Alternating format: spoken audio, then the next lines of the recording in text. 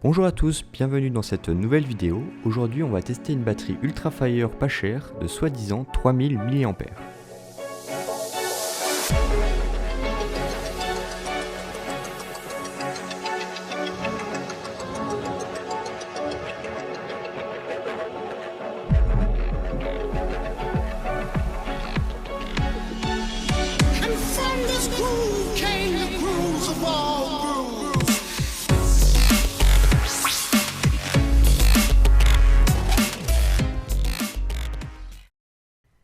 Pour commencer, je soude des fils aux bornes de la batterie afin de pouvoir faire des tests de charge et de décharge.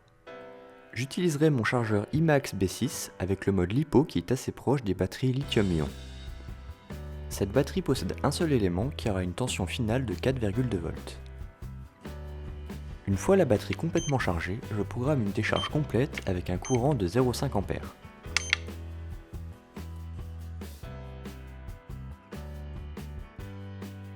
Au bout d'une heure, le verdict tombe, la batterie a fourni seulement 485 mAh. Au vu de la capacité assez lamentable de cette batterie, 6 fois moins que prévu, je décide de l'ouvrir pour regarder ce qu'il y a à l'intérieur. Je commence par enlever le papier qu'il y a autour pour la mettre à nu. Il y a une sorte de joint au niveau du pôle positif, sûrement pour éviter les courts-circuits. La batterie se présente comme une pile classique, la coque sert de pôle négatif tandis que le pôle positif est séparé par un joint. J'ouvre maintenant le corps de la batterie, pour cela j'utilise une lame de scie à métaux.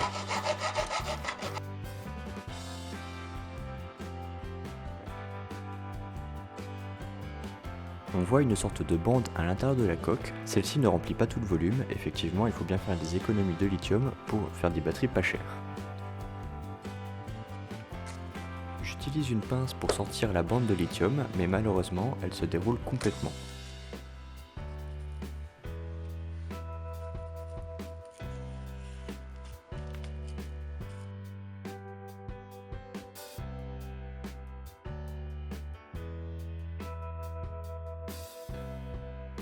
Contrairement à ce que l'on peut lire sur la batterie, on voit qu'il n'y a absolument aucun système de protection contre les courts-circuits à l'intérieur. On va donc regarder ce qu'il se passe en cas de surintensité sur cette batterie en envoyant une surtension. Pour cela, je vais brancher une batterie au plomb 12 volts directement sur cette batterie.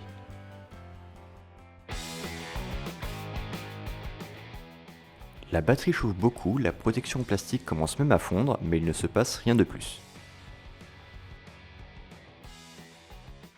Je décide donc d'utiliser un chalumeau pour faire monter la pression et avoir un résultat plus impressionnant.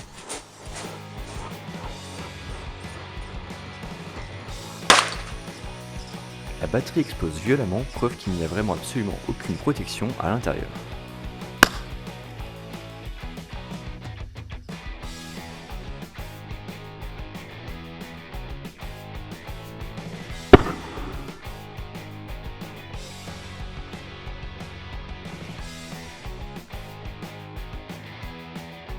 Merci d'avoir regardé cette petite vidéo test, n'hésitez pas à mettre un pouce bleu et à partager, à la prochaine!